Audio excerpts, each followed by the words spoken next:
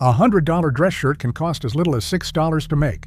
That markup isn't funding better quality, it's funding a brand machine. Today we're ranking 10 men's fashion labels, 5 whose prices are built on logos and licensing, and 5 where your money actually goes into the garment. Starting at number 10, with a heritage label whose fabric tells a very different story than its price tag.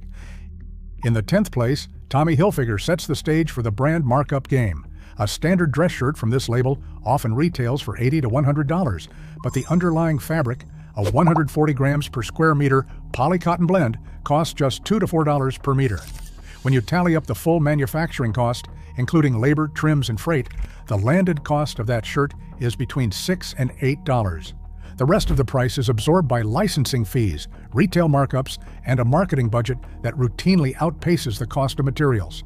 PVH Corporation, the parent company, spends heavily on heritage campaigns and runway shows and passes those costs directly to the consumer. The result: you are not buying a premium shirt, you are buying a logo stitched onto mid-tier fabric. Tommy Hilfiger's markup is steep, but among the mainstream giants, it is only the beginning. Number 9. Armani Exchange sits at the lowest rung of the Armani brand hierarchy, yet its price tags tell a different story. A basic tee from this line routinely sells for $60 to $90, despite being constructed from mid-weight jersey sourced through mass production contracts. Unlike Emporio or Giorgio Armani, there is no connection to Italian tailoring or luxury-grade materials, just the cachet of the Armani name on a polyester viscose blend. Capri Holdings, the parent company, manages Armani Exchange directly, bypassing third-party licensees, but still allocating millions to global marketing and retail presence. The result is a product that costs $12 to manufacture, but is marked up nearly 10 times by the time it reaches the sales floor. For the consumer, most of the price is absorbed by branding, not by any leap in craftsmanship. In the end, you are paying for a logo, not for quality. 8th place, DKNY presents the story of a designer legacy reduced to a licensing operation. Once synonymous with Donna Karan's New York sensibility, today's DKNY shirts are produced almost entirely under the G3 Apparel Group, with manufacturing split between factories in China, Cambodia, and Vietnam. The departure of Donna Karan from the brand left no in-house design atelier, meaning creative control now sits with a licensing conglomerate rather than the original designer.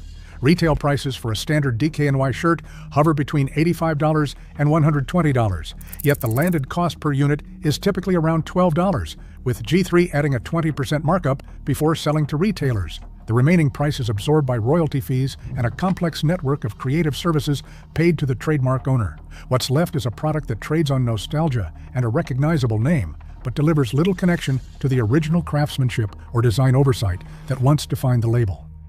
Number 7. Michael Kors markets itself as accessible luxury, but the reality is often a belt made from bonded leather, scraps of leather fibers pressed together with polyurethane, then coated to mimic the look of full-grain hide. These belts routinely sell for $80 to $110, yet the actual material and production cost typically falls between $1 to $3.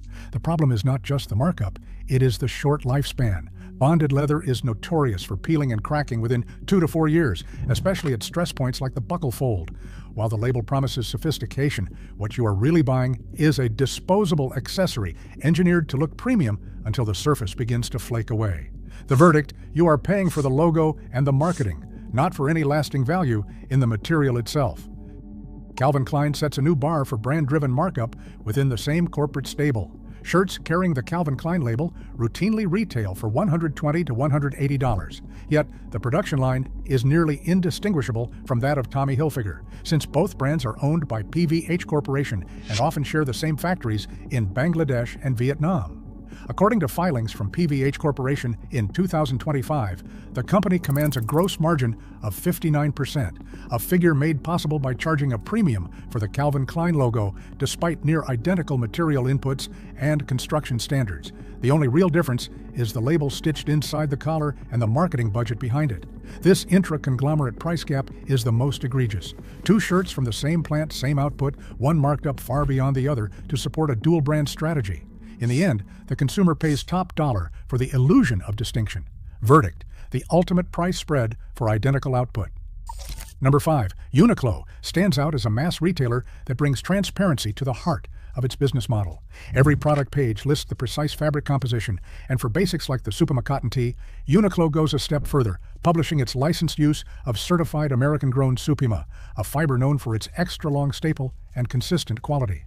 While many brands inflate their prices with little disclosure, Uniqlo's Supima tee typically sells for $20 to $30, with a markup around 3 to 4 times the production cost. That is a fraction of the markup seen with heavily branded shirts. The company's open disclosure of material sources and cost structure sets a new standard for honest pricing at scale. For consumers, the value is clear. You are paying for verified materials and functional design, not for a marketing campaign or a logo premium. Number 4. Charles Tyrwhitt takes a direct approach to honest pricing in the world of men's dress shirts. Every product page lists not just the fiber, 100% cotton poplin, but also the precise thread count, a level of disclosure missing from most mid-market brands. Shirts retail between $70 and $120, and the company's direct-to-consumer model eliminates the wholesale markup that inflates prices elsewhere. By publishing fabric specs and offering clear details about construction, Charles Tyrwhitt gives buyers a factual basis for what they are paying. The typical markup lands around 2 to 3 times the landed cost, a ratio that reflects actual material and labor investment rather than a heavy advertising budget. This transparency pushes the conversation beyond generic claims of quality and toward measurable value, setting the stage for brands that take customization and tailoring even further. Number 3. Gustin rewrites the playbook with a crowdsourced pre-order model that eliminates inventory waste and slashes retail markup. Every shirt or pair of jeans begins as a campaign where customers pledge to buy, and only once the project is fully funded does production begin. This structure means Gustin never overproduces, and the savings are passed directly to the buyer. Shirts made from Japanese selvage fabrics and sewn in the United States routinely sell for $69 to $99, a price that reflects the actual cost of high-quality materials and domestic labor, rather than a marketing budget. Each campaign discloses the provenance of the mill, giving buyers full transparency into where their fabric comes from. By removing warehousing, unsold stock, and advertising overhead, Gustin's model delivers a level of value and supply chain honesty that mainstream brands cannot match. Number 2. Proper Cloth has redefined the custom shirt market by putting transparency and craftsmanship front and center. Every shirt begins with a fit algorithm that translates body measurements into a pattern tailored for the buyer, not a generic size. The construction stands out. Single needle stitching is standard, resulting in cleaner seams and greater durability than the mass-produced double needle method found in most off-the-rack shirts. Fabric selection is equally transparent. Each option lists the precise thread count, country of origin, and weave, so buyers know exactly what they're getting. Prices range from $95 to $175, a figure that reflects the labor and materials required for made-to-measure production rather than a marketing premium. By publishing its bill of materials and breaking down the cost components, Proper Cloth gives customers a clear link between what they pay and what they wear. The result is a value proposition grounded in measurable quality and honest pricing. And finally, in first place, Suit Supply delivers a level of transparency that stands alone in men's tailoring. Every blazer or suit jacket comes with a clear label stating whether it's half canvas or full canvas, and this information appears right on the product page before purchase. The half canvas construction, which gives better drape and longevity than the glued alternatives found in most department store brands, is offered at a price point between $400 and $700. That's less than half what most competitors charge for similar construction, often over $1,200 for a comparable half-canvas jacket. Suit Supply's direct-to-consumer model eliminates the retail and licensing layers that inflate prices elsewhere, keeping the final markup around 2 to 3 times the landed cost. Here, the price actually reflects the craftsmanship and materials, not a marketing budget.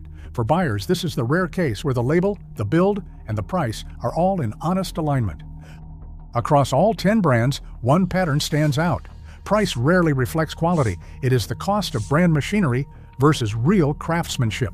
In men's fashion, what you pay for is often marketing, not materials. Value is not about status. It is about transparency and construction. Choose wisely. Dress for yourself.